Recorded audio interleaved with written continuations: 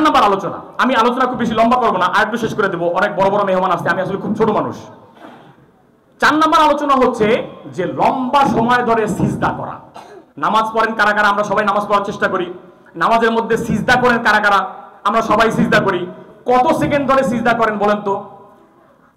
10 সেকেন্ডের বেশি সিজদা আমাদের হয় না। হয় সুবহানাল্লাহ আল্লাহ সুবহানাল্লাহ সুবহানাল্লাহ, শেষ 3 বার। তো মনে করেন একটু শান্তি নিয়ে বলি সুবহানা রাব্বিয়াল আলা, সুবহানা রাব্বিয়াল আলা, সুবহানা রাব্বিয়াল আলা। অন্য দোয়া যা আছে এটা নাই বললাম, ধরেন 5 সেকেন্ড, সর্বোচ্চ ধরছি কত? 10 সেকেন্ড। রাসূল সাল্লাল্লাহু আলাইহি ওয়াসাল্লাম বলছে আকরাবু মা ইয়াকুনুল আবদু মির রাব্বিহি ওয়া হুয়া সাজিদ, মানে একজন বান্দা তার রবের সবচেয়ে নিকটবর্তী হয় কখন? যখন সে সিজদায় থাকে। এখন একটা বই আছে, আপনারা হয়তো পড়তে পারেন, এটা বাংলাও আছে, সিজদার বিজ্ঞান। অর্থাৎ এই সিজদাটা যে আপনার বৈজ্ঞানিকভাবে স্বাস্থ্যগতভাবে কত উপকারী, এইটার জন্য 400 পৃষ্ঠার একটা বই লিখছে। কয়শো পৃষ্ঠা? 400 পৃষ্ঠার। আমি মাত্র কয়েকটা পয়েন্ট বলি। আচ্ছা, আমাদের অনেকের বাড়িতে আমরা বাসায় আর্থিং লাগাই না? আর্থিং জানেন আপনারা? আর্থিং কি? আমি কিন্তু মানে ইলেকট্রনিকের ছাত্র না, সায়েন্সের ছাত্র না, মানে পড়াশোনা করে বলতেছি। আর্থিং জিনিসটা কি?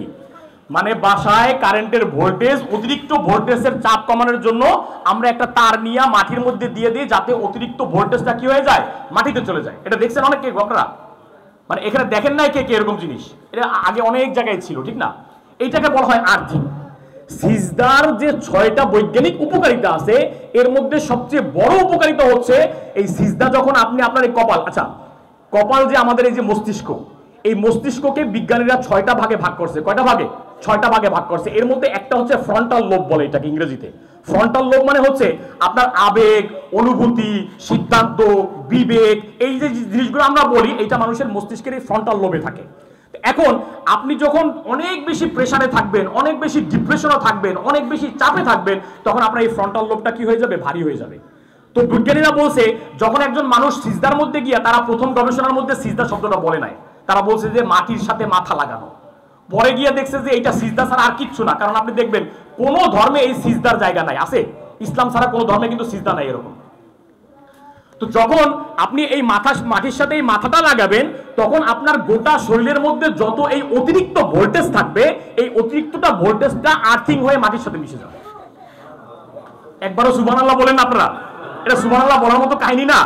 কেউ সিজদায় এই চিন্তা করে আজ পর্যন্ত করছেন যে আপনি এই কারণে দেখবেন, আপনি যদি লম্বা সময়, এবং ওই বিজ্ঞানীরা বলছে যে এই 6টা উপকারিতা পাইতে হলে আপনাকে মিনিমাম 25 সেকেন্ড ধরে সিজদা করতে হবে। কয় সেকেন্ড?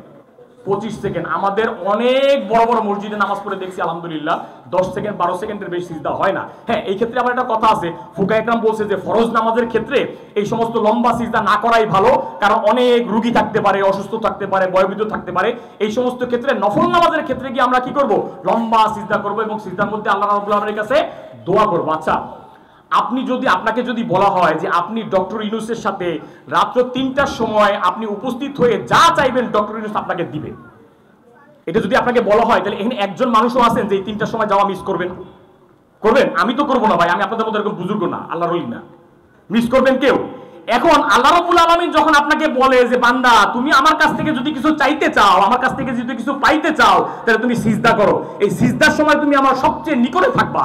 এই সময় আমরা কিছু চাই না, আল্লাহর কাছে চাই সুবহান রাব্বিয়াল আলা, সুবহান রাব্বিয়াল আলা। সিজদার মধ্যে আরো অনেকগুলো দোয়া আছে। রাসূল সাল্লাল্লাহু আলাইহি ওয়াসাল্লাম অনেক দোয়া করছেন, এবং রাসূল সাল্লাল্লাহু আলাইহি ওয়াসাল্লাম বলছেন যে সিজদার মধ্যে তোমরা বেশি বেশি দোয়া করো। তো আমি সুন্নাতের পাশাপাশি এই সায়েন্টিফিক ব্যাখ্যাগুলো আপনাদের মাথার মধ্যে এই জন্য দিচ্ছি। এই যে দেখেন আমাদের এখানে ডক্টর জাহাঙ্গীর কবির ভাই আছে, মাশাআল্লাহ, কোটি কোটি টাকা তার বিজনেস।